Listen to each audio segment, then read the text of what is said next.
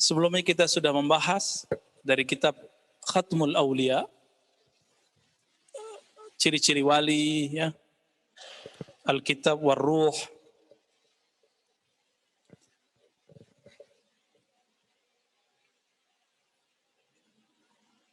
pengangkatan kewalian, Karamatul Aulia.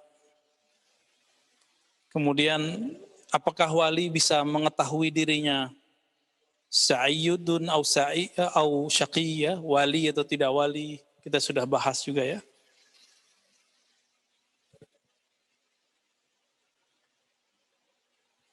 Sekarang kita masuk ke Al-Wali wal Khati'ah, halaman 213. Wabil khusus kepada Imam Al-Hakim At-Tirmizi, beliau Hafizus Sunnah zahiratan wa batinah, dan juga imam yang muttafaq atas kewaliannya, diakui sebagai ahli hadis. Maka saya suka kitab beliau karena ahli hadis iya, wali juga iya, gitu.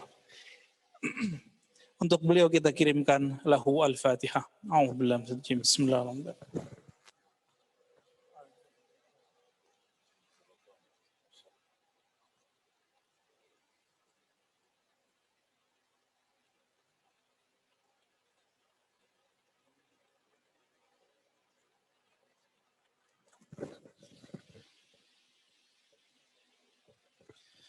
Apa perbedaan keyakinan Ahlus Sunnah dan Syiah dalam meyakini kewalian dan keimaman?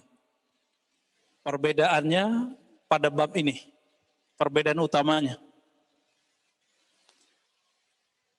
Syiah juga berbicara kewalian, Ahlus Sunnah juga berbicara kewalian. Bedanya di mana? Bedanya di bab al-walaya wal khati'ah, kewalian dan masalah dosa atau kesalahan. Ya, khati'ah bisa diartikan kesalahan, ya. Syiah meyakini para imam ma'sumuna, a'immah ma'sumuna minal khataya, minal khati'ah. Para imam itu terpelihara dari dosa dan kesalahan. Ini yang disebut ismah, ma'sum. Masih ingat konsep itu ya? Bagi kita Ahlus Sunnah wal Jamaah, ya kita boleh beda dong. Ya, apa perbedaan hakikinya? Kita meyakini yang ma'sum, yang terpelihara ismah cuma Nabi Yuna Muhammad sallallahu alaihi wasallam dan para nabi. Adapun selain Nabi, hatta Abu Bakar, hatta Umar, hatta Utsman, hatta Ali, itu masih bisa salah. Ya. Kalau enggak begitu, mana mungkin terjadi perang antara Aisyah dan Ali? Mana mungkin terjadi perang antara Ali dan Muawiyah? Umar kurang nyaman dengan Ali. Itu riwayatnya silakan ada di kitab-kitab yang sahih.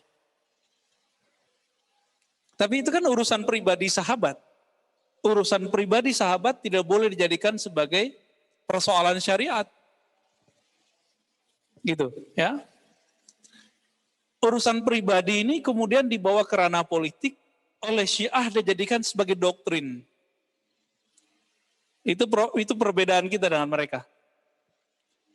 Ya. Bagi kita sudah ya, apa yang terjadi al-musyajarah bainas sahabah, pertengkaran di kalangan sahabat, itu urusan mereka. Kita meyakini bahwa mereka udul. Apa arti udul? Mereka semuanya baik. Adapun kalau orang baik salah, bisa nggak? Bisa, masa nggak bisa? Kalau sahabat saja bisa salah, apalagi para imam. Lebih bisa salah. Sahabat ketemu Nabi bisa salah, antum bisa bayangkan.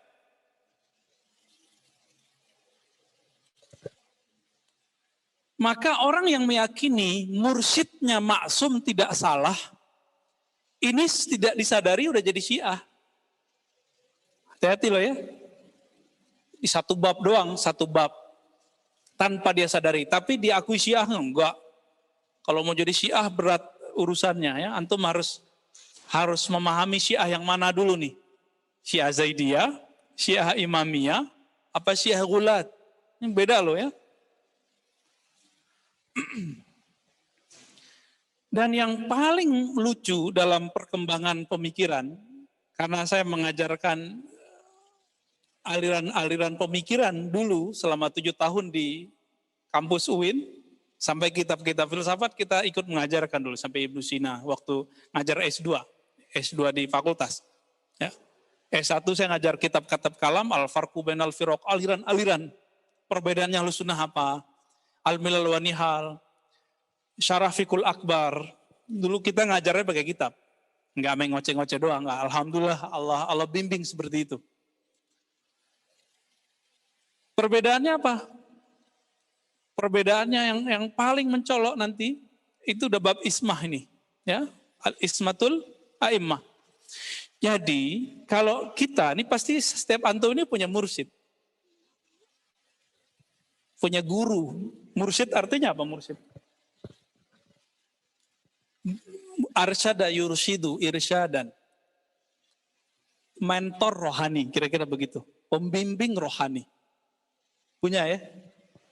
Kalau kita punya pembimbing rohani, baik adanya di kampung kita, di tempat kita tinggal atau jauh, antum meyakini dia suci tidak pernah salah atau bisa saja salah?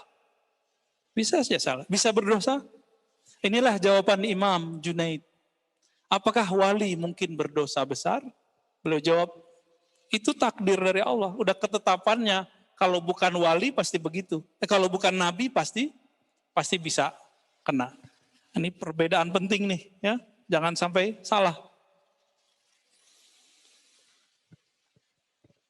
Maka nanti kalau kita melihat kiai, syekh, mursyid salah dan berdosa, antum bilang apa? Percuma aja nih bertorekot, begitu. Masa mursyid begitu? Hati-hati.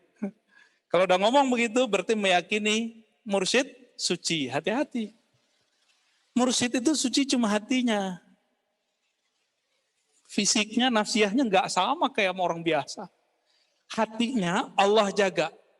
Dengan apa Allah jaga? Dengan pandangan Allah kepadanya.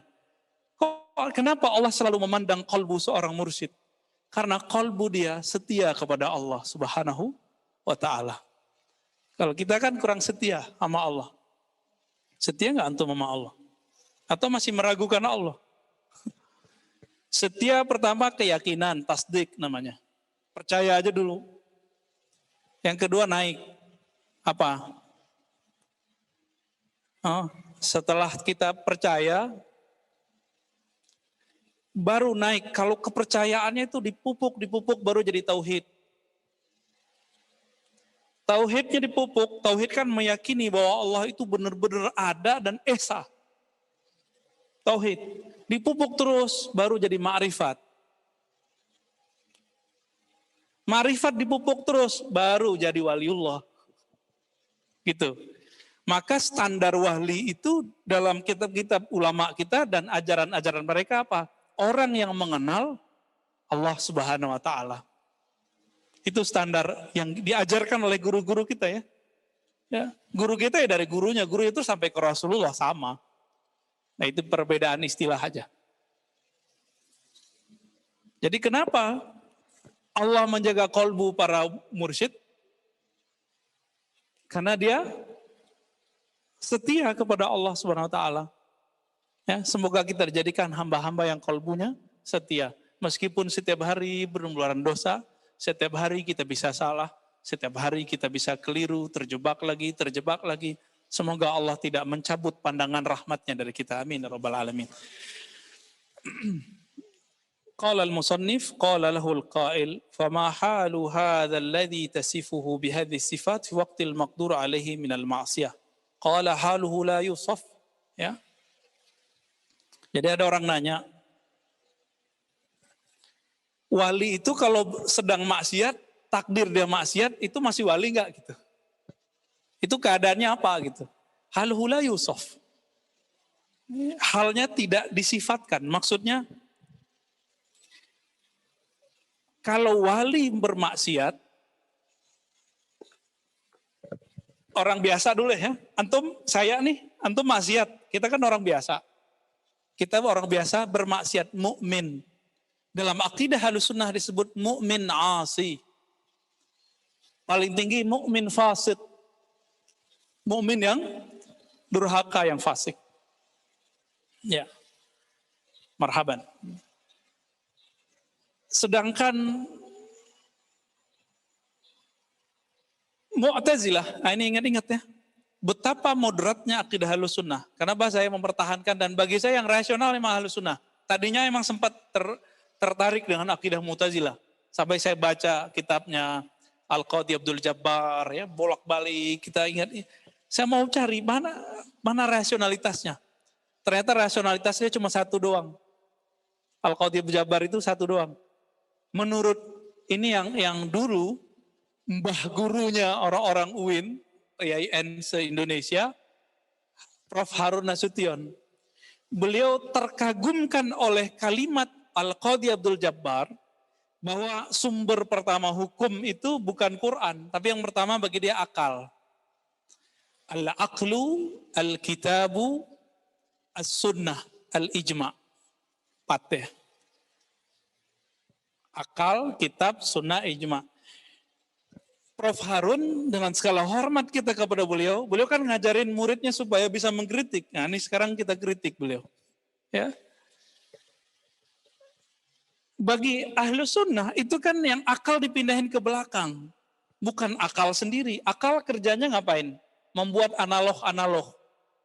Perbandingan-perbandingan, permisalan. Sehingga muncullah rumusan-rumusan. Kaidah-kaidah. Kalau kaidah ini disepakati atau banyak dipakai orang, baru namanya, kalau disepakati semua, ijma. Jika hanya sebagian tapi relevan untuk kebanyakan disebut nanti qiyas.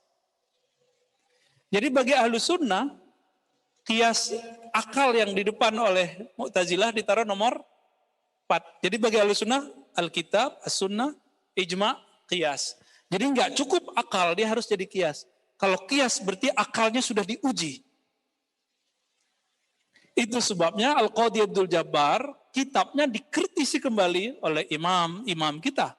Imam Ghazali, ya, Imam Fakhruddin Ar-Razi ini paling kenceng di situ nanti. Ya.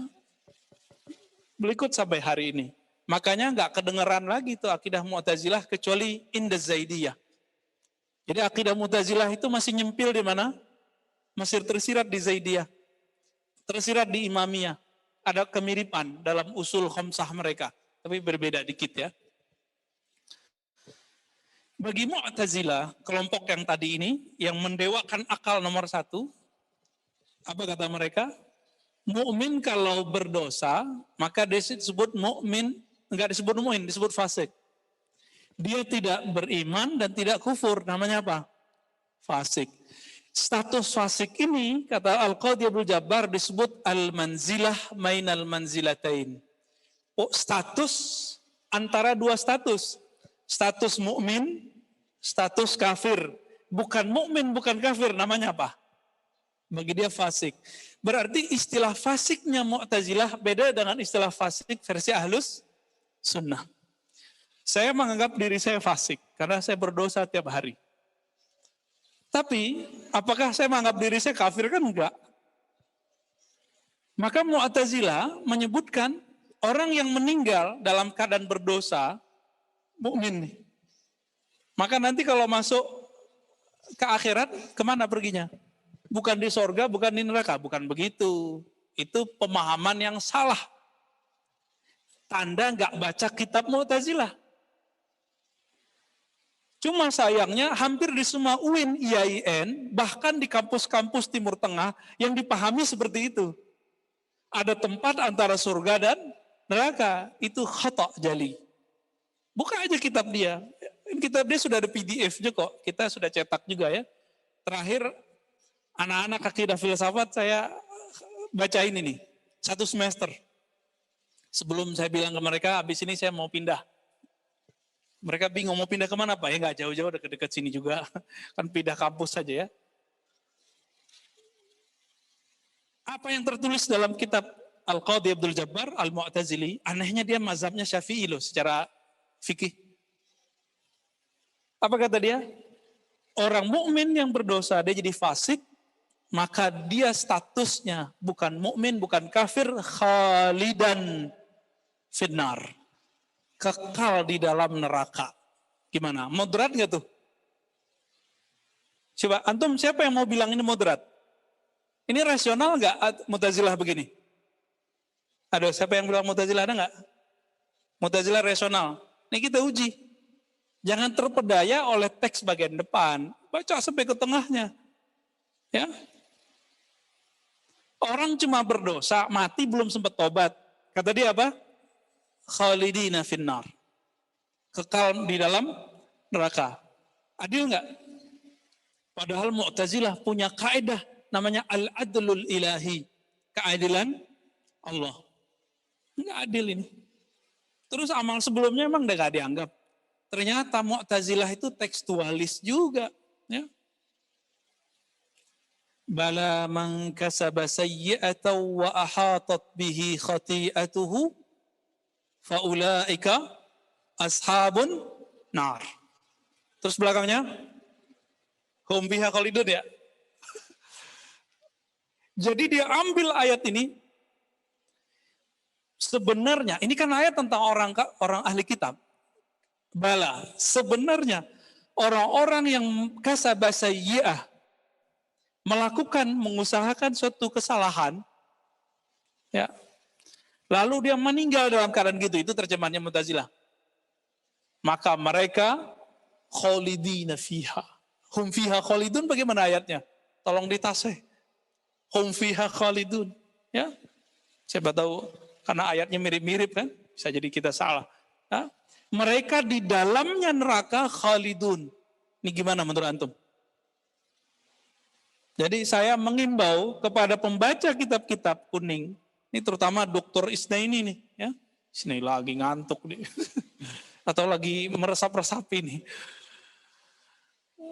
Antum yang jago-jago baca kitab nih, yang ngajar di kampus, tolong dicek lagi.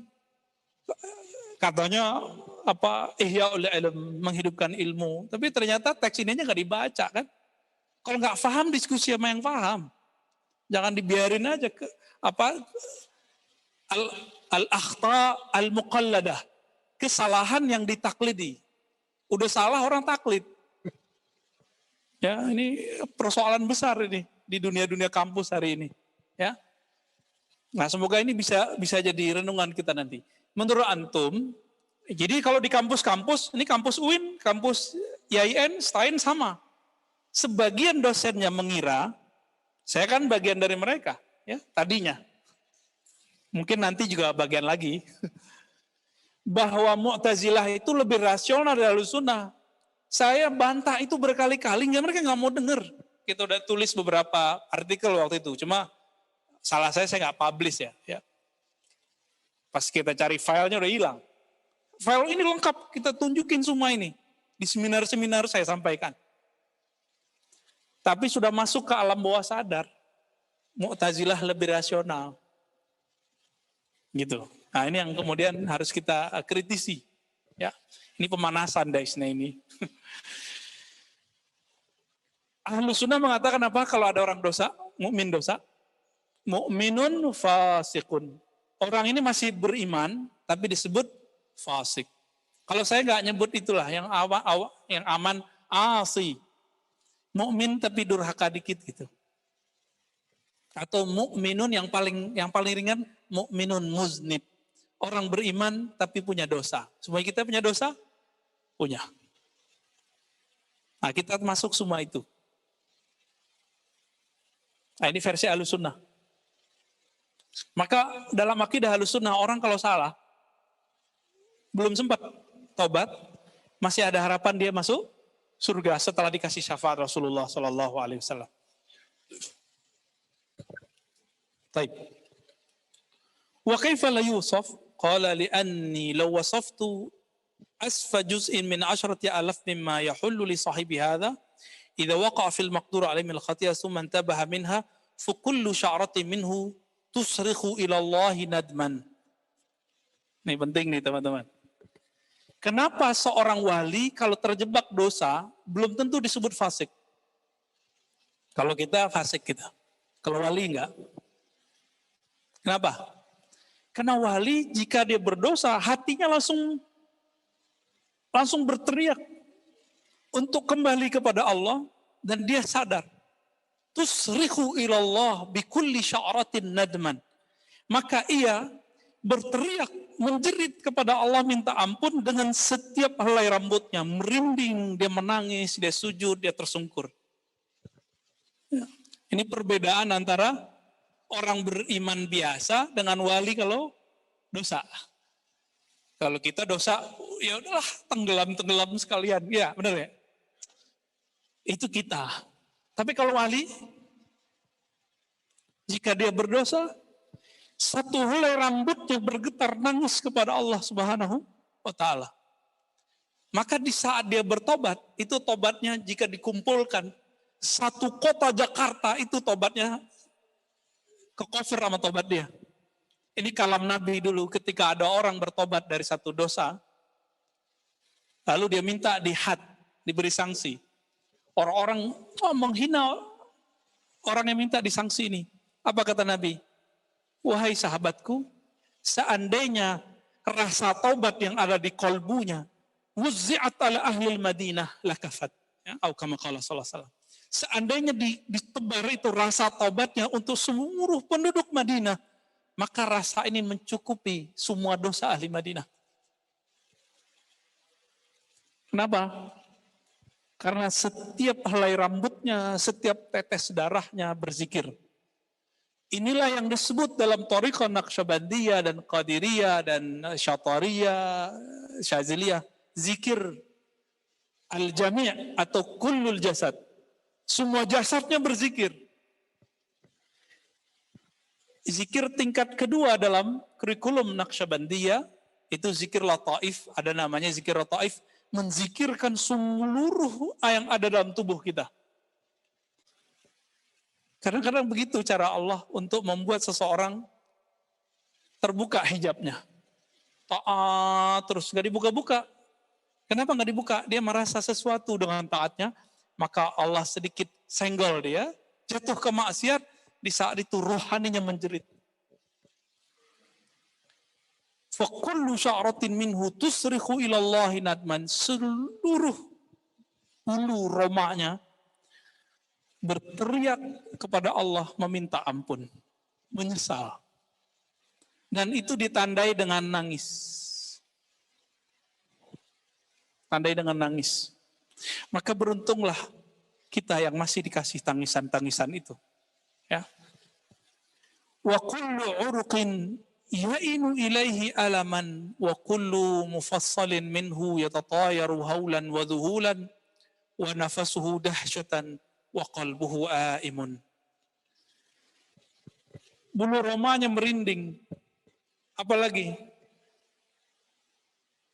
setiap tetesan yang ada dari badannya, keringatnya kah itu, air matanya, itu semuanya merasakan perihnya, sakit di rohaninya. Orang kalau nangis biasanya karena kejepit ya. Sakit, nangis gak? Orang susah hidup nangis. Orang terharu nangis juga, tapi biasanya karena kejepit. Karena rohnya merasa terjepit, dia menangis kepada Allah SWT. Maka semua keringatnya yang panas, ya, air matanya mengalir, itu adalah taubat. Inilah makna dari nadam. Nadam itu penyesalan. Setiap anggotanya yatatayaru haulan wa zuhulan, lemes, tersungkur sujud, ya lemas di hadapan Allah SWT. Nah, ini rasa orang tobat. Antum kalau tobat begitu enggak? Kayaknya harus kena maksiat dulu kayaknya. Enggak lah ya. Nafasnya dahsyah, nafasnya berat. Gitu. Orang kalau nangis gimana? Ya Allah. Gitu ya. Nanti antum kalau diajak istighfar jamaatan begitu tuh. Nanti kita buat insya Allah talqin jama'i. Maka yang hadir Yang lama, yang baru, yang lama amalkan zikir yang sudah ada, yang baru datang atau yang sebelumnya online, amalkan ya hayyu ya qayyum setiap 5 waktu 40 kali. Amalkan dulu itu sampai terasa ringan, baru antum sudah bisa ditalkin zikir. Biar masuk nama Allah di kalbu kita, mengamalkan sunnah talqin zikir yang Nabi ajarkan kepada sahabat-sahabat. Ya.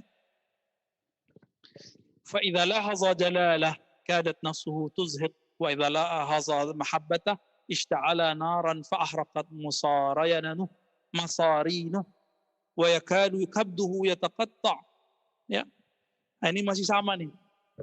Ketika dia memperhatikan jalalnya Allah. Nah, perhatikan. Apa beda jalal dengan jamal? Jika seseorang mendapatkan nur jalal, maka orangnya berasa takut terus kepada Allah. Ada rasa yang di rohani kita dua, khauf, rasa takut, yang kedua raja, rasa harap. Benar. Jika Allah memandang kita dengan al-jalal, dengan sifat jalalnya, apa arti jalal? Keperkasaannya, itu bikin orang ketakutan. Dulu pernah punya guru killer nggak? Benar, istilahnya killer ya. Guru wow, killer nih. Di pesantrennya udah begitu loh. Apalagi di sekolah-sekolah umum. Kalau orang itu mandang kita gimana? Berkeringat nggak? Ketakutan? Pasti ketakutan. Saya masih ingat ya, ada guru saya begitu. Cuma kita nggak nakal parah lah ya. Teman-teman kita ada yang parah nakalnya. Guru kita ini pulang, sebelum pulang dia pura-pura minta izin. Ambil, pinjem jarum jilbabnya teman-teman perempuan, diambil 3, tusukin. Kemana? Ke roda kebannya motor sang guru. Jadi setiap datang itu seminggu ada 3 kali lah dia dorong. Itu saya kasihan. Kalau berarti jalal dia muakkad, mahdud. Jalalnya guru-guru galak, itu wibawanya cuma kalau dia marah. Tapi jalalnya Allah setiap saat.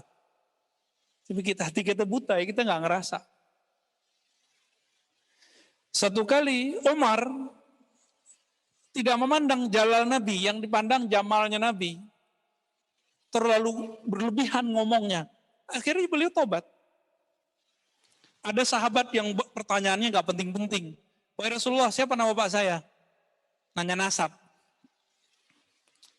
Ntar ada lagi, wahai Rasulullah, nama bapak saya siapa? Akhirnya Umar mengatakan, Astaghfirullah, asyhadu an la ilaha illallah, natubu ilallah. Begitu. Jadi Umar negur mereka dengan cara tobat.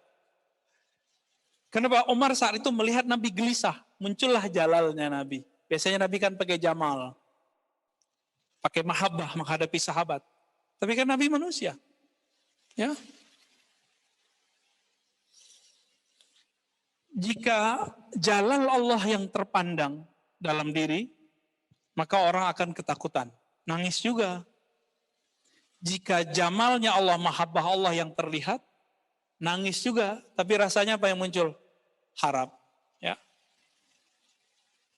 Walaka'anna masaib ad-dunya kullaha tarakamat ala sadri la yatma'innu ila syai'in hatta yakuna Allah huwa alladhi yarhamu fayarifuhu anhu dhalik fayarfa'uhu anhu dhalik. Ya.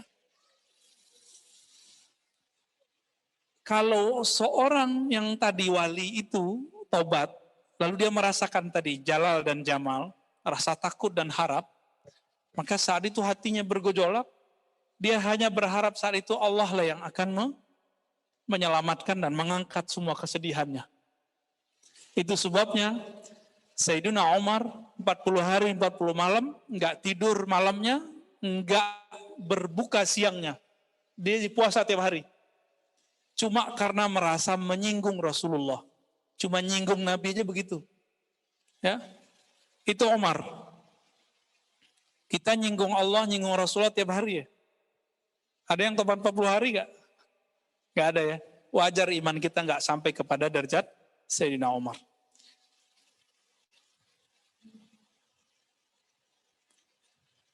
عندك كتاب يا ابن الصالحين تفضل اقرأ بميكروفون هذا.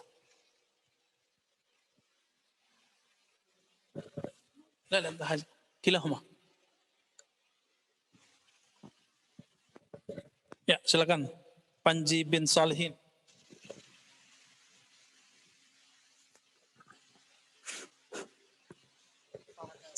Aulia. Fadha Sayyid. Wala yazal.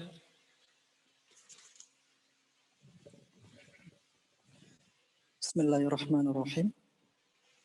Wala yazalu hadha kayyan ala qalbihi famata yazulu anhu atharu dhalikal kay kullama nadhara ila athari hadzal kay fadat abaratuhu wij'an wa hayaan hatta yu'tifullahu alaihi fayatmasu dhalika minhu. Qala lahul qail innaka la tasifu amran ala ghairi sabili ma asyara ilaihi Yahya ibnu Mu'adz rahimahullah.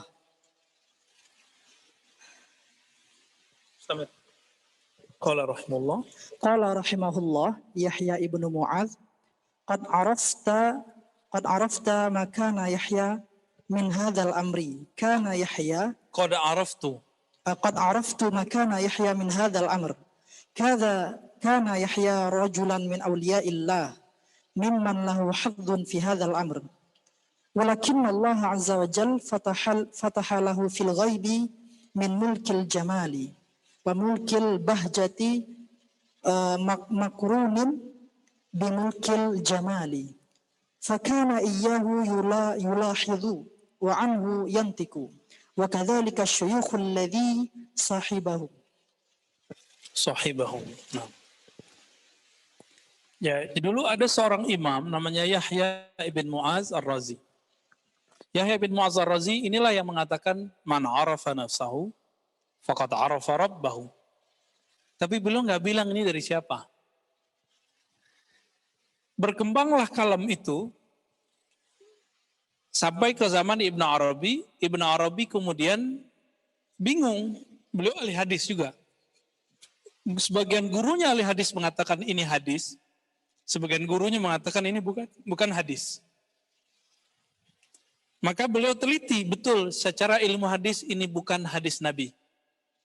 Tapi seorang Ibn Arabi punya metode kedua. Dia bertanya langsung secara rohani kepada Nabi. Bermimpilah beliau ketemu Nabi, lalu bertanya. Karena Nabi mengatakan, man ra'ani fil manam faqad ra'ani. Siapa yang mimpi bertemu aku, dia telah melihatku. Jadi antum kalau ngotot nggak mau belajar tasawuf, nggak akan pernah paham bab ini. Begitu aja terus. Sibuk dengan lembaran-lembaran yang tertulis. Yang penulisnya sudah wafat semua. Udah wafat kan? Imam Hakim Tirmidzi udah wafat. Bukhari udah wafat. Muslim udah wafat semua. Ahli hadis yang paling suka mengeksplor mimpinya itu imam pengarang Mu'jam. Al-Imam Al-Hafiz At-Tabarani. Itu paling sering ngomong tentang mimpi. Tapi itu difikskan nanti oleh Ibn Arabi dan Ibn Arabi kemudian mengemukakan ada cara mengetahui hadis ini secara hakikat berasal dari siapa. Apa kata Nabi dalam mimpinya dia?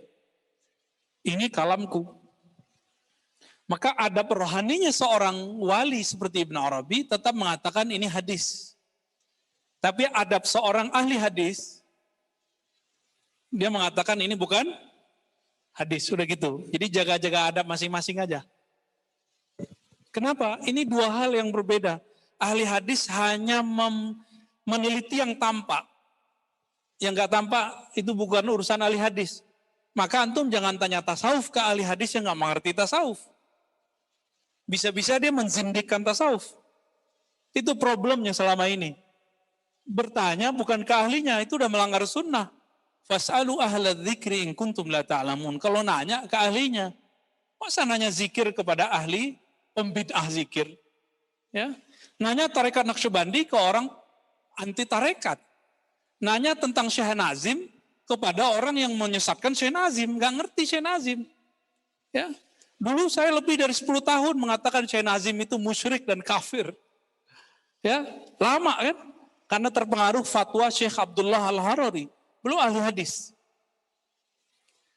Karena kemampuan ilmu hadisnya lebih dominan dari kemampuan tasawufnya, beliau nulis risalah dan risalahnya disempurnakan oleh murid-muridnya. Walhasil, murid-murid Syekh Abdullah Harari, rahmatullah alaih, ya, mengatakan Syekh Abdullah Faiz, gurunya Syekh Nazim, itu zindiq, fasik. Sanadnya terputus. Bagi saya cek, sanadnya nggak terputus kok. Kita cek juga kalam mana yang dianggap bagian dari kefasikan. Ternyata itu potong-potongan yang tidak sahih. Gitu ya. Atau pemahaman si yang menuduh zindik ini, dia nggak paham. Dan antum perlu tahu, yang menuduh zindik bukan orang Wahabi Salafi. Syekh Abdullah Harari, dia juga bertorikot, dia mursyid torikot Rifaiyah. Dan ahli hadis. Di Indonesia, beliau punya pengikut, nama organisasinya Syahama. Saya dulu sekitar 1,5 tahun sampai 2 tahun ngaji kepada murid-murid Syekh Abdullah Harari, Syekh Salim, ya, Syekh Khalil, ada juga ustadz-ustadznya di sini. Ya, jasa mereka menyelamatkan saya dari liberalisme lah, sama Syiah ya. Dulu sempat tergoda-goda kan dikit-dikit. Nah, ketemu mereka ini, tapi saya tambah ragu, masa akidah Asy'ariyah begini? 2006 Allah takdirkan saya bertemu Maulana Syekh Hasan Hitu, Muhammad Hasan Hitu, hafizahullah, masih hidup, Asy-Syafi'i Al-Asy'ari.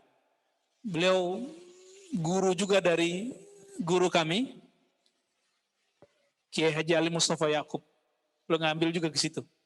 2006, 2007, 2008 kita talaki akidah Ahlussunnah, usul fikih dan fikih kepada beliau. Alhamdulillahirabbil alamin. Ya. Sampai beliau kemudian buat Jamiah Syafi'iyah di Cianjur. Ada yang dari Cianjur kan nih? Ada yang pernah ke sana? Pernah ada istilah ini? Oh, kayaknya harus ke sana. Itu para asatisnya 90% kayaknya dari Suriah. Ya. Syafi'i, hafiz Quran mereka ya. Hafal Matan Zubat itu mereka pada hafal. Kayak kiai kita, syekh kita dulu. Ada yang makal qiraah sab'ah. Wah, Masya Allah. Dahsyat-dahsyat ya. Nah, kembali ke Al-Imam Yahya ibn Mu'az Ar-Razi. Ya, ada Ar-Razinya loh ya. Yahya ibn Mu'az Ar-Razi. Nama Ar-Razi ini memang antara unik dan gak unik. Ada ya Abu Bakar Ar-Razi dianggap zindiq. Karena dituduh mengingkari kenabian. Kita cek, oh enggak juga. Orang salah baca.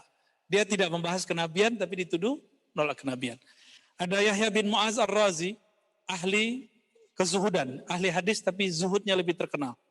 Disebut Imam Ahlur Raqaiq. Kalam-kalamnya itu menyentuh kalbu.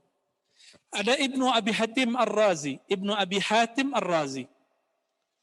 Beliau imam dan ayahnya Abu Hatim Ar-Razi ahli mengkritisi hadis. Jadi orang ini kalau disebutkan silsilah hadis dia tahu ini orang dhaif sahih, dhaif sahih. Namanya siapa? Abu Hatim Ar-Razi dan anaknya Ibnu Abi Hatim Ar-Razi. Anaknya Ibnu Abi Hatim Ar-Razi nulis kitab judulnya Al-Jarhu Ta'dil. Kritik terhadap orang-orang yang ada dalam daftar nama riwayat hadis. Selesai dia nulis kitabnya nyebar, datang seorang sufi yang ahli kasyaf. Apa kata sufi ini? Hei Ibnu Abi Hatim, ente tahu nggak orang yang ente kritisi riwayatnya sekarang sudah di taman-taman surga? Digituin nangis beliau. Tapi habis nangis senyum. Awalnya sedih, habis itu bahagia. Sedih karena membicarakan itu, bahagia kenapa? Alhamdulillah. Kamu datangnya sekarang, coba kamu datangnya kemarin. Kitabku belum jadi.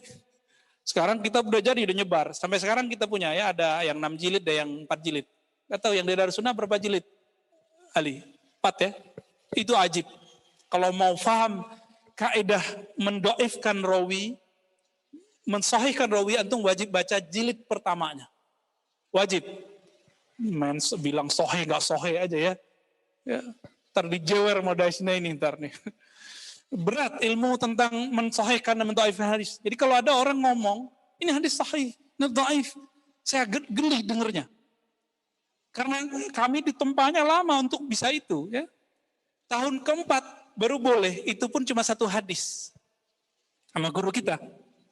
Baru satu hadis yang kita jelasin hukumnya apa. Berkembang, baru kita berani. Ini kan ada anak dari Sunan yang paham maksud saya ya. Taib.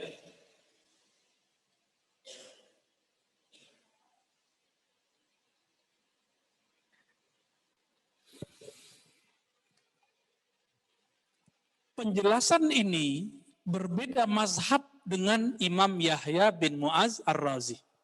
Jadi Imam pengarang kitab ini menjelaskan ahwal wali ketika maksiat itu berbeda dengan Yahya bin Mu'az Ar-Razi. Bagi Yahya bin Mu'az Ar-Razi, wali nggak seperti ini. Maka dibantah oleh seseorang. Apa kata beliau? Kata orang ini, innaka la tasifu amran ala ghari sabilil ladzi asyara ilaihi Yahya bin Mu'az Ar-Razi. Kamu kok menjelaskan wali dan masalah dosa berbeda dengan Yahya? Apa jawaban muallif Imam Al-Hakim At-Tirmizi? Rahimallahu Yahya. Semoga Allah merahmati Imam Yahya. Qad araftu makana Yahya min hadzal amr. Saya tahu makomnya Yahya. Wow, wali ketemu wali kan? Wali ngomentarin wali, ini begini nih. Wa kana Yahya rajulan min auliyaillah. Wali bukan nih yang ngomong. Menurut imam ini, Yahya bin Mu'az Ar-Razi adalah wali Allah. Oke? La ya'riful wali illa al-wali. Enggak kenal wali kecuali wali. Beliau wali enggak nih? Al-Hakim At-Tirmizi, wali ya. Al-Kutub beliau. Yahya bin Mu'az juga pernah jadi Al-Kutub ya. Kutub minal awliya. Walakin Allah azza wa jalla fatalahu fil ghaib min mulkil jamal wa mulkil bahjah markrunun bi mulkil jamal fakana iyahu yulahiz wa anu yantiq wa kadzalika syuyukh. Jadi makomnya Yahya kata beliau kok beda. Jadi ternyata Yahya ibn Mu'az Ar-Razi ini dibaca makomnya oleh Imam Hakim Tirmizi. Apa makomnya beliau? Orang ini telah Allah masukkan ke kerajaan jamalnya Allah. Ini alam Jabarut loh ya. Wa bahjah wa mulkil bahjah makrunun bi mulkil jamal. Ya. Kerajaan kewibawaannya Allah yang diiringi dengan kerajaan keindahan Allah.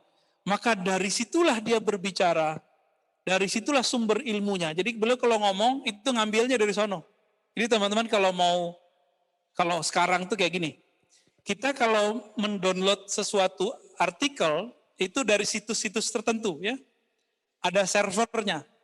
Server itu anggaplah itu perpustakaan online. Oke? Atau situsnya dianggap sebagai perpustakaan online.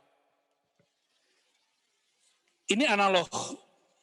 Kalau antum tahu cara buka handphone, tahu kosakata, kata kunci keyword untuk masuk, bisa bahasa Arab, maka akan keluar teks bahasa Arab. Bisa bahasa Inggris, keluar teks bahasa Inggris. Kalau bisanya cuma bahasa Indonesia, ya keluarnya cuma bahasa Indonesia, paling nyempil-nyempil dikit bahasa Inggris. Sama, wali juga begitu. Wali ketika mau mendownload ilmu dari alam Jabarut mirip-mirip begitu. Ada kaifiatnya, ada keywordnya, ada torikohnya, ada jalan masuknya, ada pulsanya, dicas juga, ada handphonenya juga. Ya, jadi sekarang tuh paling gampang untuk menjelaskan kok wali bisa tahu tanpa belajar. Ini laduni namanya. Kok bisa? Karena dia punya handphone di dalam kolbunya. Smartphone-nya itu terlalu cerdas. Ya antum mungkin masih RAM-nya RAM 3 gitu ya. Kalau dia RAM-nya udah 10. Kita belum ngerti, udah baca. Kira-kira begitu. Sekarang kan yang paling tinggi berapa? 6, 8 RAM-nya? Gak tahu ya? Gaptek semua nih. Sama saya juga ya.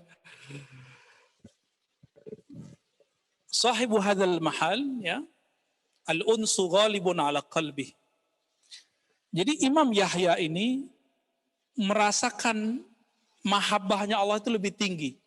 Orang kalau sudah mahabbahnya tinggi, maka muncul namanya,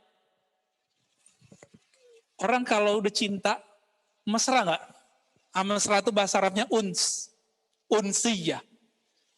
Maka ada sahabat yang sangat bisa bermanja dengan Nabi, yaitu Anas bin Malik. Namanya udah Anas ya. Anas, termasuk Anis, itu pecahan dari itu. Tapi nggak tahu kalau Anis Jakarta ya. Kita doakan semoga Allah bantu semuanya. Ya, amin ya rabbal alamin. Al-unsu ghalibun ala qalbi. Kemesraan bersama Allah itu meliputi kolbunya. Wal ma'nus munbasit wa yukhrijuhu inbisatuhu ila al-idlal fa illam ya'simhu Allah wa yu'iduhu saqad. Li'anna al-jamal yuzibuhu fayufqiduh wal bahjatu tujishu faturmi bihi misluhu masaluhu kamasali qadra fiha min kulli shay'in min al-atayib wa man tahtaha lahbun nar fa idha ishtadda ghaliyanul qadar جاش بما فيها فرمت بأطايبه ودسمه وفي هذا المقام يسكم القول ومن أراد الله به خيرا قدمه من ملك الجمال إلى ملك الجلال إلى ملك الكبرياء إلى ملك الهيبة حتى يقدمه إلى ملك الملك إلى ملك الفردانية. Dulu masih ingat, mungkin kajiannya masih ada yang direcord, 10 hijab wali, masih ingat ya? Silakan dicari di kajian ribat. Ya, itu masih ada. 10 itu bukan tartib. 10 itu bisa aja orang masuk dari tengah, bisa dari kiri, bisa dari bawah, bisa dari atas. Jika seorang seperti Imam Yahya bin Mu'adz Ar-Razi, maka dia mulai masuknya dari mana gitu. Dia mulainya masuknya tadi mulkil jamal, lalu mulkil bahja, lalu mulkil balik ke bahjah dengan jamal dan selanjutnya. Tapi beliau mengatakannya, fi hadzal maqam yuskimul qaul. Kalau orang sudah sampai di maqam ini, maka kata-kata akan keluh. Kadang-kadang kata-kata nggak tepat. Maka Allah itu jika mau diperjalankan orang dari jamal ke jalal, kibriya, haibah, terus malikul mulk dan fardaniyah. Kalau nyampe di fardaniyah teman-teman, ini agak sedikit berbahaya. Nyampe di fardaniyah. Fardaniyah itu artinya keesaan, ketunggalan. Orang kalau sampai ke ketunggalan, tapi akalnya nggak Allah jaga. Yang terjadi seperti Hallaj dan Syekh Siti Jenar. Maka muncullah fardan, itu kan artinya apa? Itu ketunggalan. Di saat itu seorang hamba tidak memandang dirinya. Saat itu yang terlihat cuma Allah. Maka si hamba ngomong anallah. Bahaya nggak? Bahaya ya. Kenapa? Akalnya nggak dibalikin saat itu. Ini yang disebut sakar. Dia mabuk dalam wahdaniyatullah. Keesaan Allah. Dia masih hamba nggak? Masih. Tapi dia merasa diperjalankan ke sana. Tapi dia tetap hamba. Inilah teguran Ibnu Arabi mengatakan, Al-abdu abdun, war-rabbu rabbun. Hamba ya hamba. Tuhan ya Tuhan. Allah ya Allah. Walaupun sudah begitu, Syekh Siti Jenar Hallaj jadi Allah nggak? Enggak. Tetap tidak menjadi hamba Allah. Ya. Itu sebabnya secara al-adab al-Muhammadi, Syekh Siti Jenar, Hallaj itu kena. Apa buktinya? Di zaman hidupnya mereka sudah diadili. Apalagi di alam barzakh. Ya, ada pengadilan loh di alam barzakh.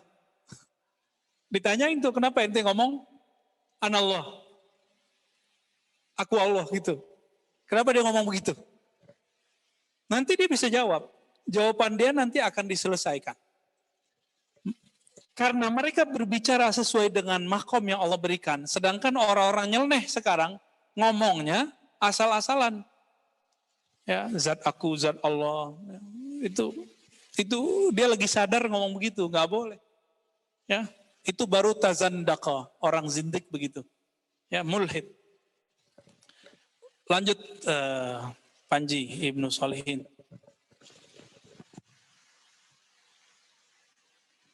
Faidha stadda. Ya. Faidha fahayhati ayyakhtura dhalikal kalamu bibalil muqaddam wa dhikrihi wa qad arafna dhalikal qawla wa huwa qawlun sakimun ghairu maqbulin mimman qalahu wa in kana lahu hadzun minal wilayati. Ini rumusan teman-teman. Ghairu maqbul mimman qalahu wa in kana lahu hazzul walayah. Jadi bisa saja wali, dia wali nih, tapi kata-katanya tidak diridhoi. Enggak diterima oleh ahli akidah. Itulah kasusnya Syekh Siti Jenar. Antum coba lihat, yang mengadili Syekh Siti Jenar wali juga bukan? Siapa walinya? Cuma Sunan Kalijaga yang bisa. Yang bisa mengimbangi beliau cuma Sunan Kalijaga.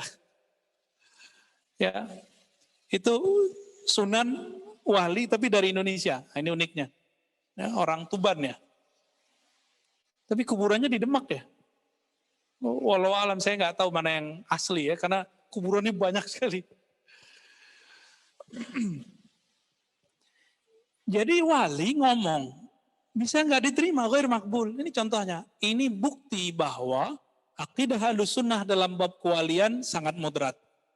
Jadi wali ini walaupun rohaninya wali, tapi kata-kata dia belum tentu dari bab kewaliannya. Ataupun dari bab kewalian, dia lagi mabuk dalam bab itu. Ya, apa istilahnya, manunggaling kawula Gusti. Kan dari kata fardan itu. Terjemahan fardaniyah ini. Terjemahan dari itu. Ya. Lanjut.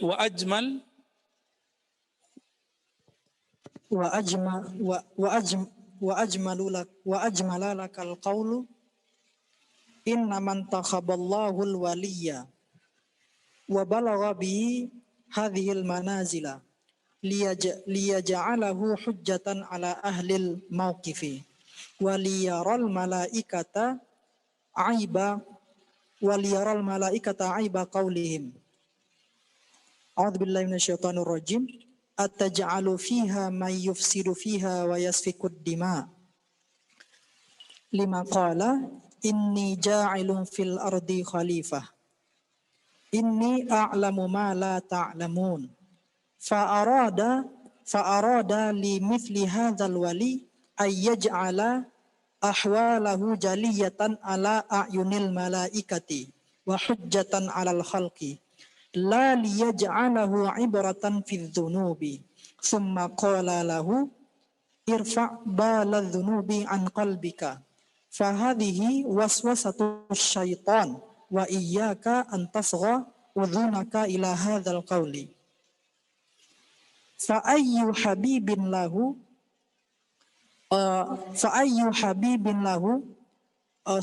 sadaqal mahabbah fi qalbika wa anta tajhadu nafsaka ala mukhalafatihi fa in badat minka jafwatun la taskhu nafsuka an tastakirra hatta tu'tibahu wa mithlu hadha yuqliluka fi adamiyyin.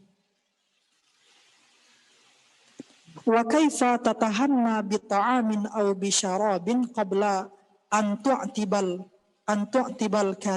karimal jalil fa innahu law lam yurfa' dhalika dzikral ma'siyah an qalbika bi lutfi rahmatihi ba'da hinin wa ba'din mahtarakta fi hubbihi fa kaifa tajidul qarara.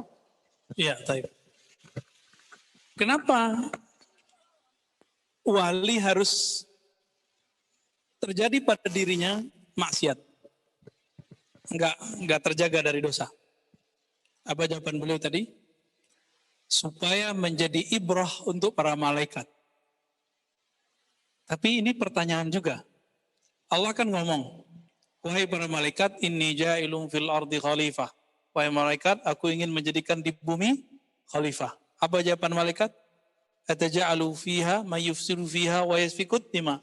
Ya Rabb, kenapa engkau menciptakan di bumi, menjadikan di bumi khalifah yang merusak di bumi, yang menumpahkan darah? Pertanyaannya, malaikat berarti udah lihat dong. Gimana? Itulah sebabnya ada muncul teori Adam sebelum Adam. Tapi itu diperdebatkan ya. Wallahu alam. Jadi malaikat sudah lihat. Ada manusia suka bunuh-bunuhan. Kalau di bumi ngerusak. Yang ngomong siapa? Malaikat. Malaikat gak mungkin dia tahu kalau dia gak lihat. Gak mungkin cuma ngelihat di takdir. Bab takdir gak mungkin. Kira-kira begitu. Mungkin ada Adam sebelum Adam kali, wallahu alam ya. Nah, ini jadi perdebatan panjang. Nah, saya tidak mau masuk ke sana, tapi Imam Ibnu Katsir pernah menyinggung itu dalam tafsir Ibnu Katsir. Bahkan Ibnu Qayyim, sahabat dan juga seniornya, pernah membicarakan sorga yang bukan sorga. Manusia yang sebelum manusia ini. Ya, dalam kitab Hadil Arwah sebagiannya. Wallahu alam. Maka teman-teman yang melakukan Allah, fa'arad al-mithli hadzal wali yaj'al ahwaluhu jaliyatan ala a'yunil malaikah. Jadi ini dijadikan ibrah untuk kepada para malaikat atau jadiin bukti untuk malaikat bahwa emang ya manusia emang begitu. Gitu ya. Baik, ini kitab Khatmul Auliya. Kita langsung ke kitab yang kedua aja. Bawa kitab apa? Subat. Ya. Bismillahirrahmanirrahim. Terakhir apa Panji? Daisna ini nih, apa yang terakhir nih? Oh, bab cinta ya? Oh, yang akidah.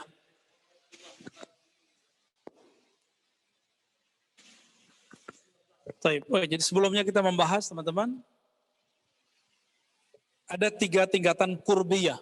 Ada kurbul arkan, ada kurbul jinan, ada kurbul arwah. Kedekatan fisik, taat secara fisik, ada kedekatan secara kolbu, ada kedekatan secara ruh. Dekatnya tubuh kepada Allah, itu gimana caranya? Allah kan bukan fisik. Maka kedekatan fisik itu maksudnya taat. Lalu kita suka di rumah-rumah yang menjadi simbol dari syiarnya Allah. Suka ke masjid, suka taklim. Nah, itu antum lagi mendekatkan diri dengan arkan. Dan yang hadir hari ini pertanda kalau kurbul arkannya sudah lolos. Masalahnya sekarang kurbul kolbu. Jinan pajanan. Ya. Kurbul qalb, kedekatan kolbu. Kedekatan kolbu cuma dengan satu hal. Ala bidzikrillah tatmainnul qulub. Hanya dengan menyebut nama Allah. Kalau nama Allah sudah masuk ke dalam kolbu, maka otomatis sifat-sifat buruk akan berkurang. Bukan berarti dia suci.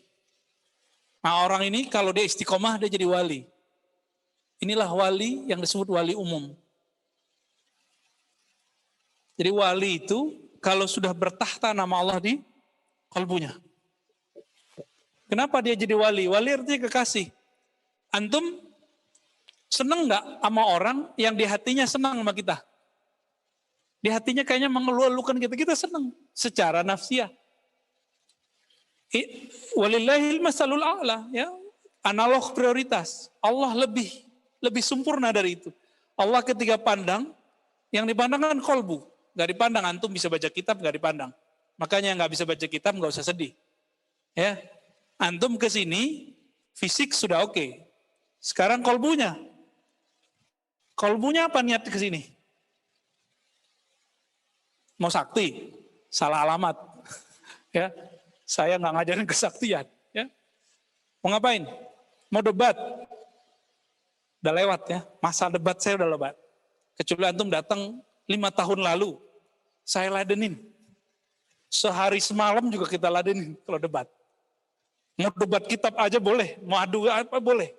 Tapi itu, sekarang saya malu kalau ingat kalau saya suka debat. Kalau ada yang nantang, kadang-kadang terpancing juga. Terpancing juga. Ya. Kita debat itu bukan masalah benar dan salah. Orang debat itu masalah diberani aja berargumentasi. Maka jangan percaya kebenaran ada dalam perdebatan, nggak ada. Wallahi, nggak ada kebenaran dalam perdebatan.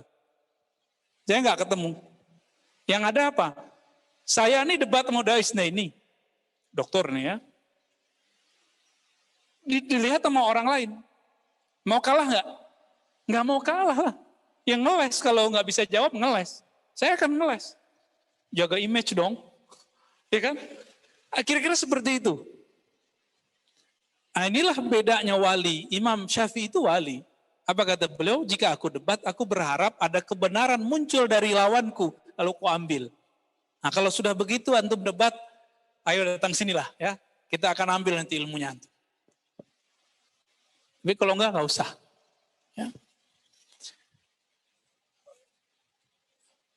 Jadi ketika orang sudah taqarrub bil qalb dengan kolbunya, berarti dia sudah mulai rutin berzikir dengan kolbu. Maka sebelum masuk ke zikir talqin, antum zikir dulu ya hayu ya qayyum. Sampai itu udah ringan, udah enak, lapor. Ya, boleh lapor nanti ke Sidi Musa, ya, boleh ke Ustadz Panji, boleh ke siapa nanti, ke teman-teman ribat.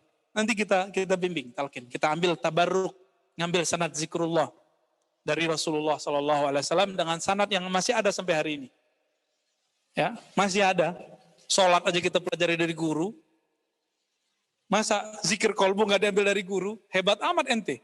Ya, hebat sekali sekarang orang-orang yang mengatakan saya nggak perlu guru, saya cukup kitab. Yang pakai kitab dia ada gurunya. Jadi di kampus kita nih dulu ada yang ngomong Imam Ghazali nggak ada guru. Berarti dia kan nggak baca kitabnya. Imam Ghazali di hampir semua kitabnya mengatakan dia berguru, kecuali kitab filsafat, dia nggak ada gurunya. Jadi dia tidak berguru dalam satu bab, yaitu babul falsafah. Ya.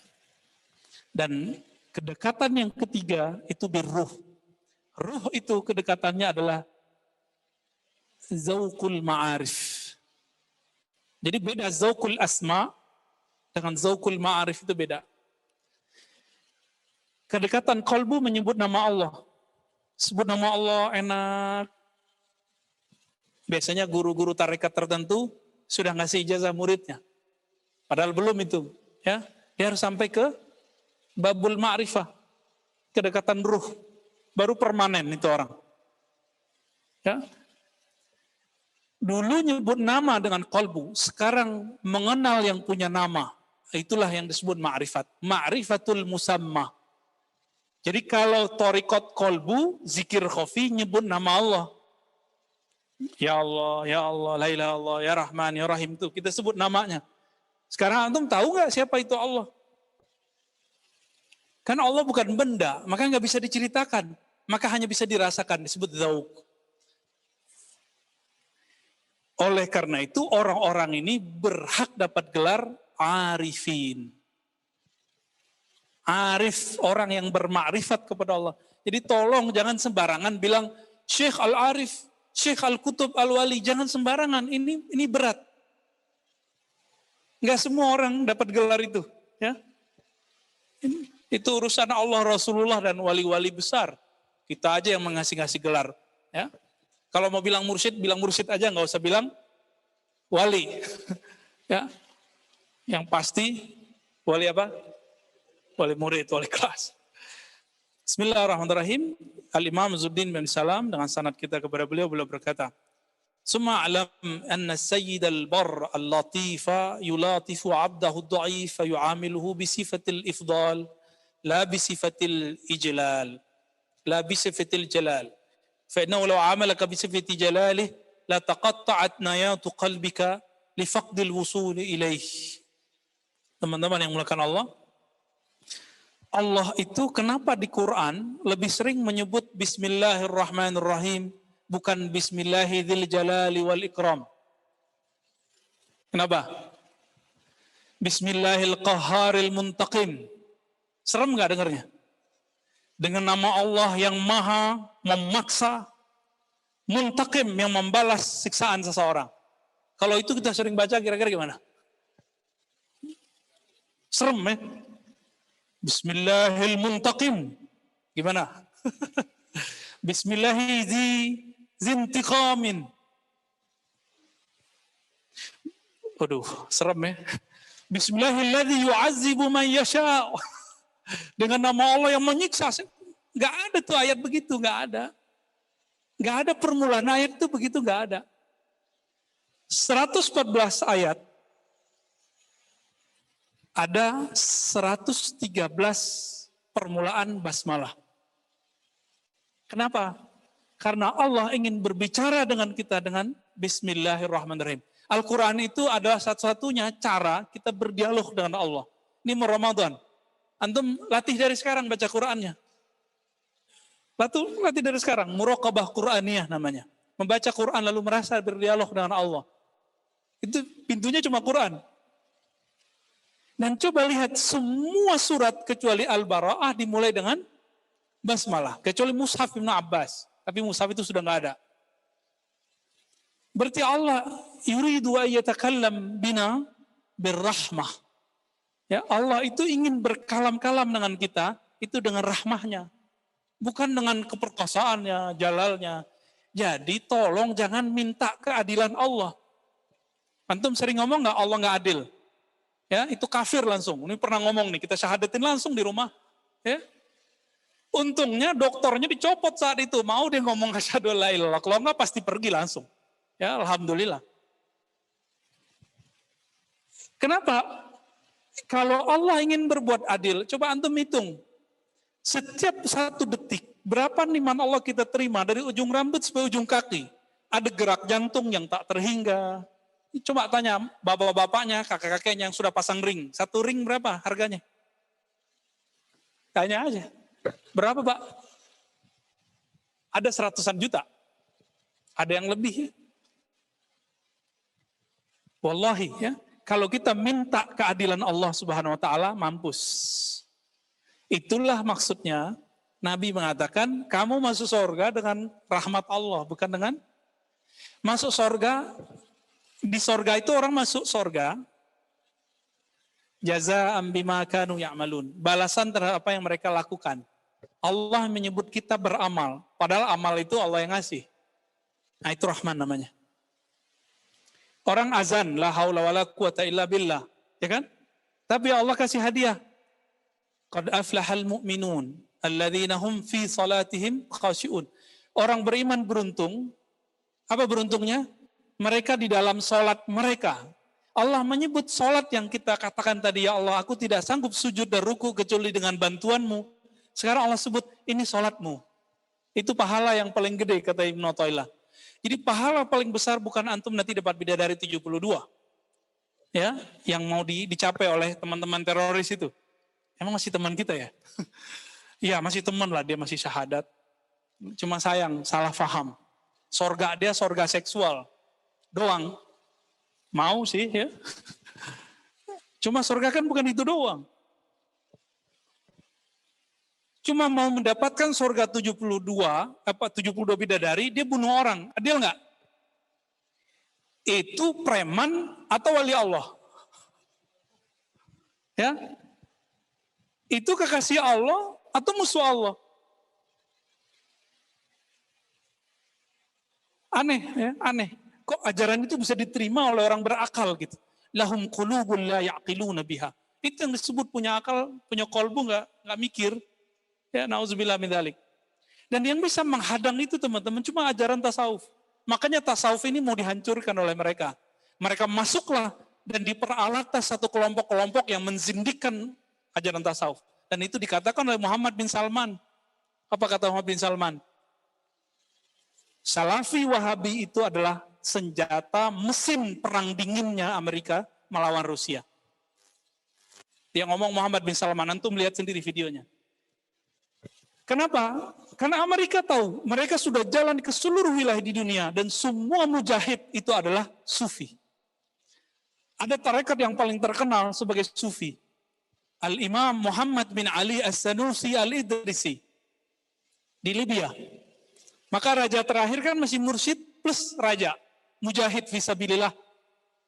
Muhaddis. Anda bisa bayangkan. Raja, ahli hadis, sufi, mursyid. Dulu guru mereka Muhammad ibn Ali As-Sanusi. Beliau, anaknya, turunannya semuanya mursyid. Tapi karena dulu penjajahan Prancis takut sama nama Sanusia, karena itu pergerakan jihad, diganti namanya dengan nama gurunya lagi. Jadi Imam Sanusi, bukan Sanusi pengarang kitab Sanusi Sughra Aqidah ya, ini Sanusi yang Libya, yang sufi. Menyebut dengan Thariqah Idrisiyah. Nah itulah yang dipakai sekarang di Indonesia. Ada Thariqah Idrisiyah, itu Thariqah jihad itu tadinya. Di mana? Di Libya. Terus kok ujuk-ujuk orang bilang tasawuf anti jihad. Antum kalau sudah belajar tasawuf, masuk nama Allah di kolbu, itu gak ada takutnya sama musuh. Gak ada takutnya sama musuh. Sama orang kaya aja gak respect lagi. Sama pejabatnya gak respect lagi. Respectnya cuma dengan Malikul Mulk. Raja di Raja Allah Subhanahu wa Ta'ala. Gak ada respect.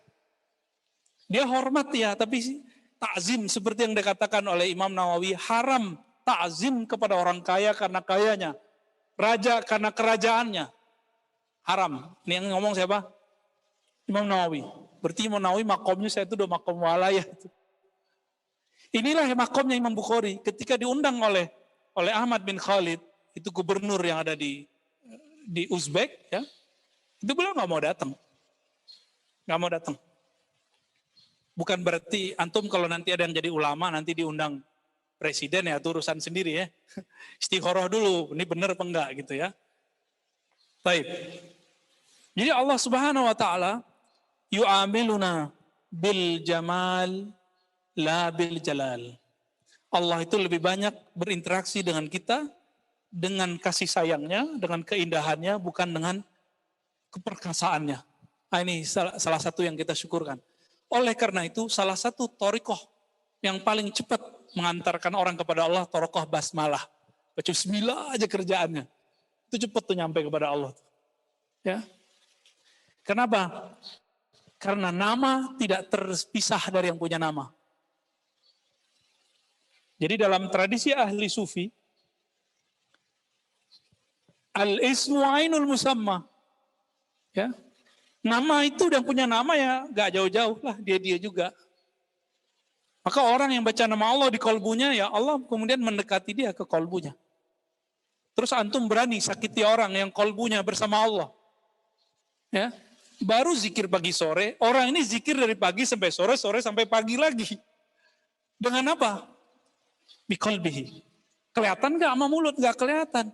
Orang ini yang anti mata sauf taunya lisit cuma pakai zikir, cuma pakai lisan. Zikir pagi sore.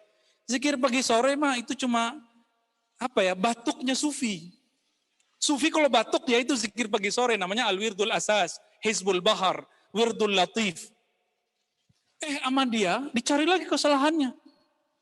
Karena di luar sana ada orang-orang hikmah, bukan hikmah yang tinggi, hikmah rendahan. Menggunakan zikir-zikir sufi untuk kepentingan kebatinan. Hizib bahar, hizib nasar untuk perang dengan perang gaib. Akhirnya apa yang terjadi? Muncullah penyelewangan hizib dan rotib-rotib ini.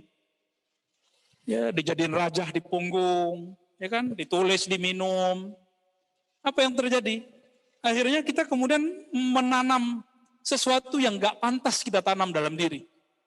Dan alhamdulillah ini teman-teman sudah banyak yang tobat dari itu ya. Nih, ini ada pakarnya nih.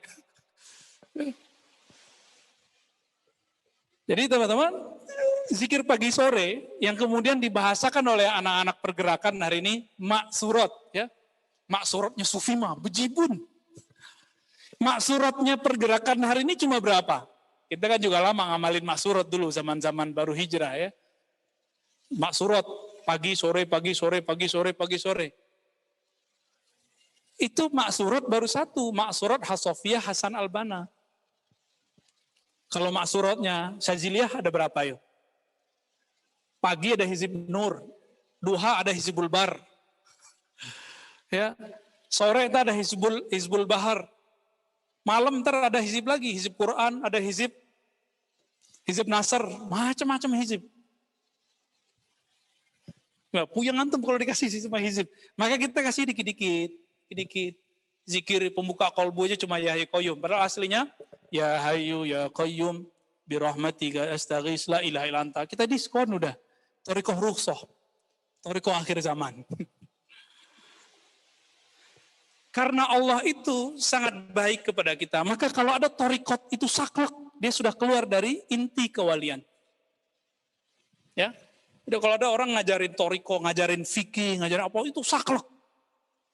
Keras. Dia sudah keluar dari nur walayah. Karena Allah lebih banyak berinteraksi dengan rahmah. Kenapa dia berinteraksi dengan kekasaran? Maka antum kalau mau tahu ciri-ciri wali yang paling gampang satu aja, rahmah. Rahmah aja udah. Jadi nggak perlu dia kiai, nggak perlu dia ini. Tapi kalau orang biasa nggak dikenal, tapi dia nggak pernah benci sama orang, dia sayang sama semua orang. Ada semut mau keinjek dia menghindar. Wah, itu ada nur walayah di kolbunya. Kalau tikus boleh, daisnya ini. Ya. Ya, lanjut. Dikit lagi. Daisnya ini baca. Oke.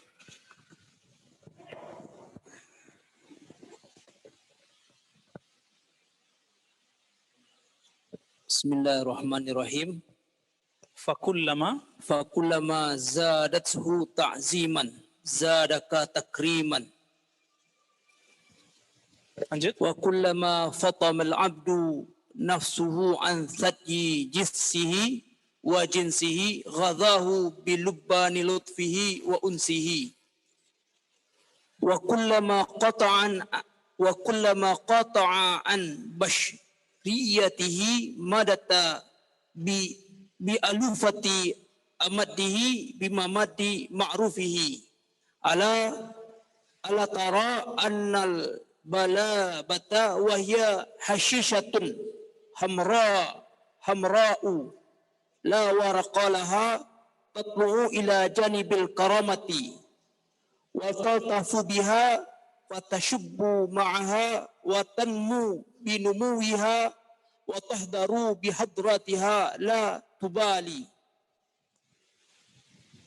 Falau qata'ta tilkal balayata min asliha wa man batiha la baqaita bi baqail karamati tanmu binumuiha wa tahdur.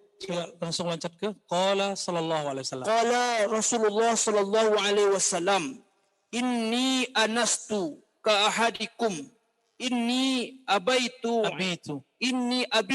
inda rabbi yut'imuni wa yasqini falaysa hadza min ta'amin bi khabzin wa idamin wa innama huwa ta'amu birrin wa in'amin wa fadlin wa ikramin wa mahabbatin wa ihtiramin.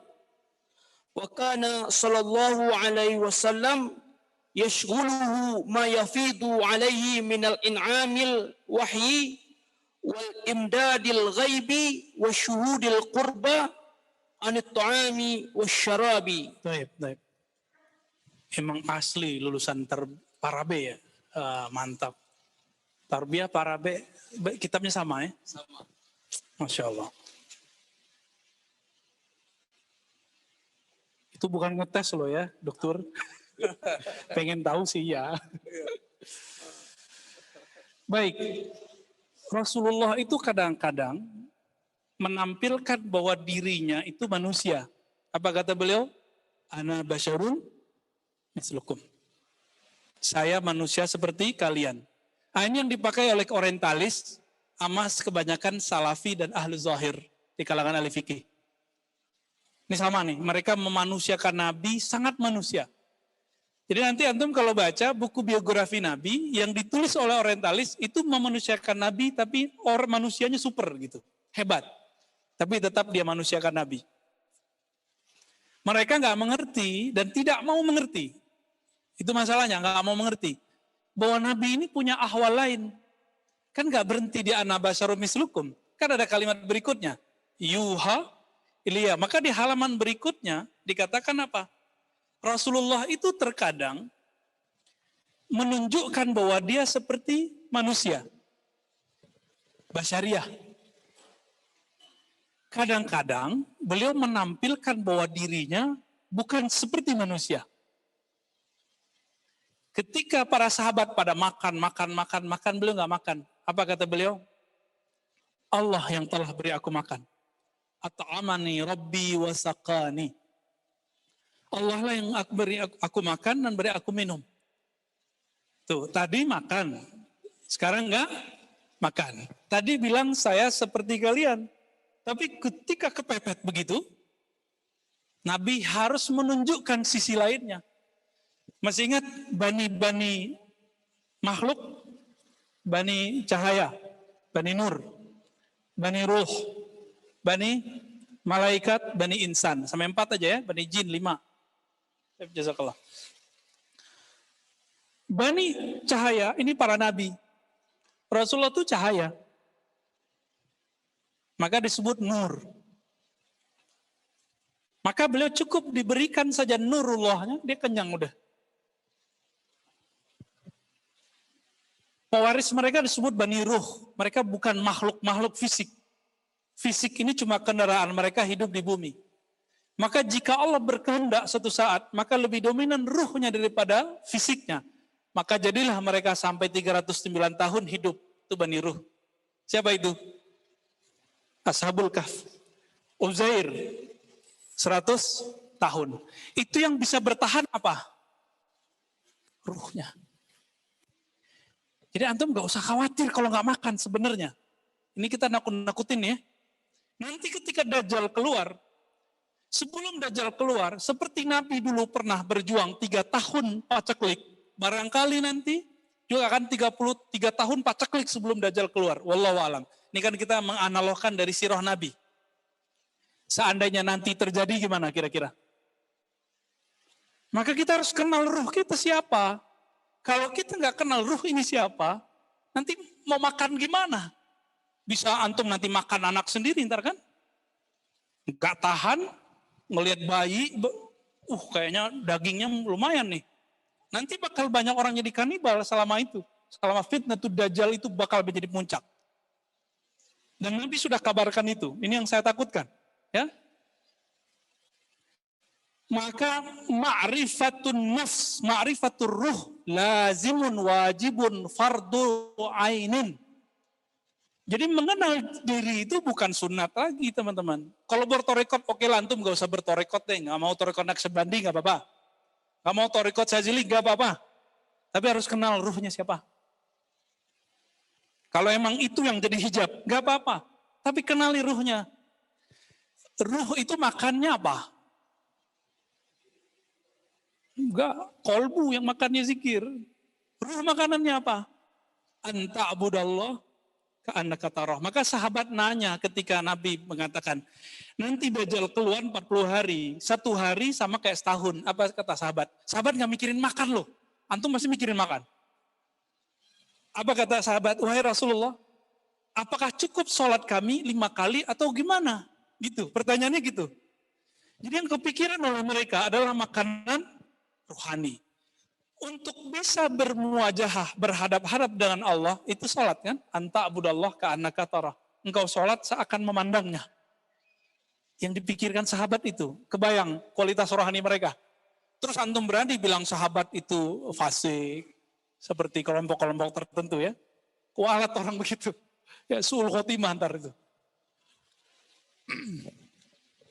Jadi kenapa ada orang 309 tahun nggak mati-mati karena ada ruh.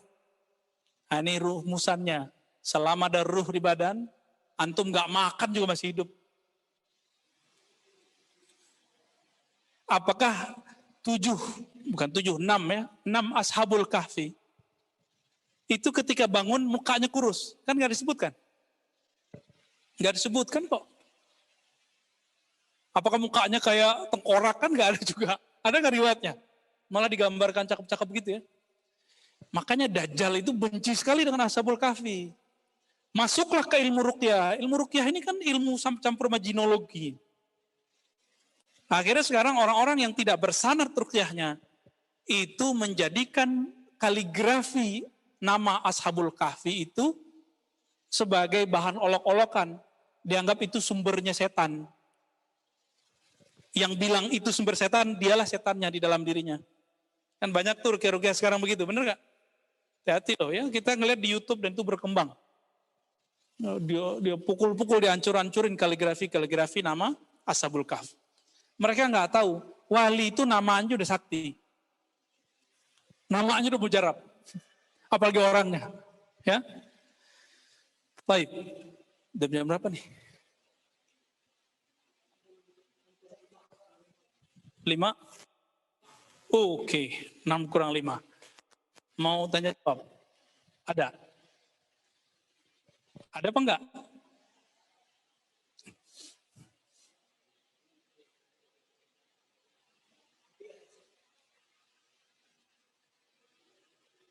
Sebelum ada tanya jawab, Imam Izzuddin Bisalam mengatakan bahwa Nabi itu kalau sisi ruhaninya datang, itu biasanya muncul ahwal. Ada keadaan 3. Dan beliau berarti sedang dapat kabar-kabar dari alam Jabarut kah, Malakut kah, dan itu ada 3 jenis. Pertama, al-arwahus salasah ar-ruhul amin, yaitu Jibril. Waruhul kudus, waruhul rumuz. Jadi ternyata ruhul kudus itu dalam bab tasawuf berbeda dengan Jibril. Itu dibedakan. Oke, ada. Jadi yang datang ke beliau itu kadang ruh al-amin, ada ruhul kudus, ada yang ketiga ruhul rumus, rumusan. Ya, wallahu a'lam bishawab. Fadhal.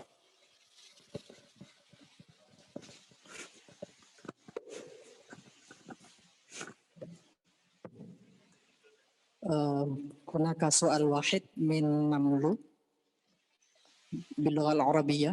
السلام عليكم ورحمة الله وبركاته.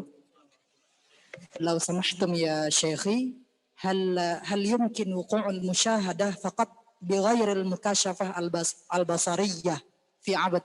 شكرا لكم.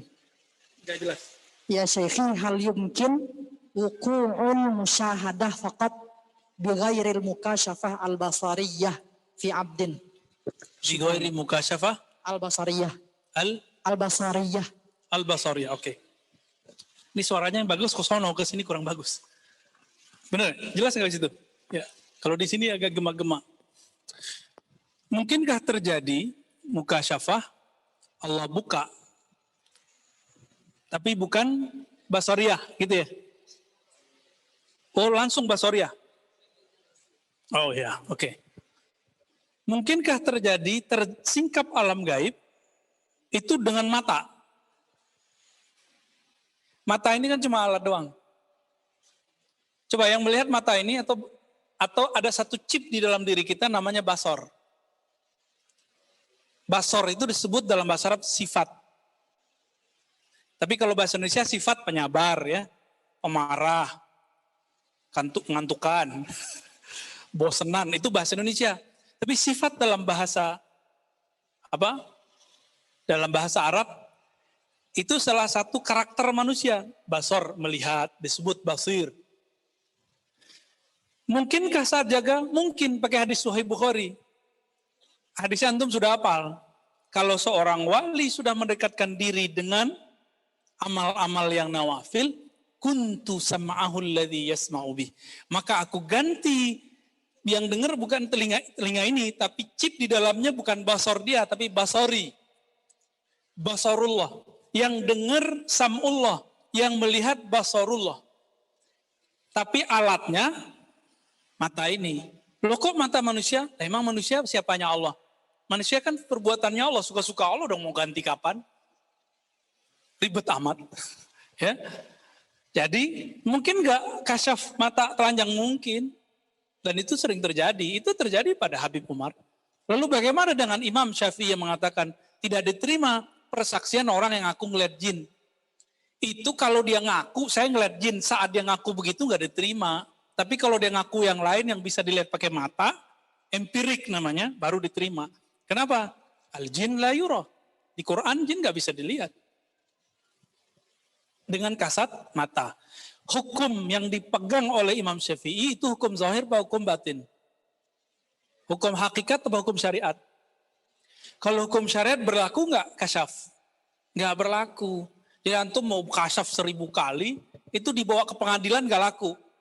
Itu sebabnya al-mukasyafat laisat bihujjah.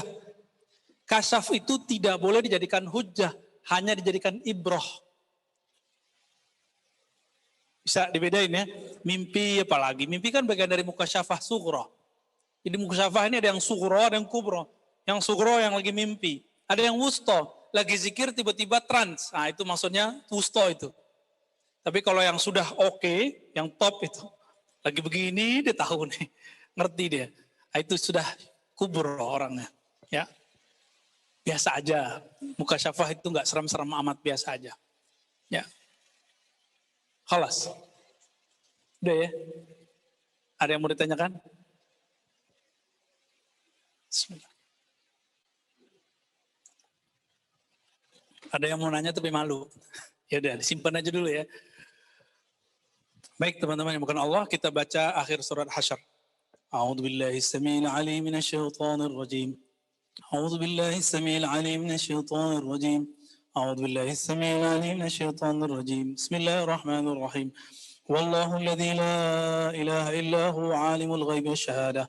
والرحمن الرحيم والله الذي لا إله إلا هو الملك القدوس السلام والمؤمن المهيمن العزيز الجبار المتكبر سبحان الله ما يشركون والله الخالق البارئ والمصور والأسماء الحسنى يسبح له ما في السماوات والأرض وهو العزيز الحكيم سبحان الله وبحمده سبحان الله العظيم سبحان الله بحمده سبحان الله العظيم سبحان الله بحمده سبحان الله العظيم عدد خلقه وزنة عرشه ورضا نفسه ومداد كلماته لقد جاءكم رسول من أنفسكم عزيز عليه ما عنتم حريص عليكم بالمؤمنين رؤوف رحيم فإن تولوا فقل حسبي الله لا إله إلا هو عليه توكلت وهو رب العرش العظيم اللهم صل على سيدنا محمد سبحان ربك رب العزة عما يصفون وسلام على المرسلين والحمد لله رب العالمين السلام عليكم ورحمة الله وبركاته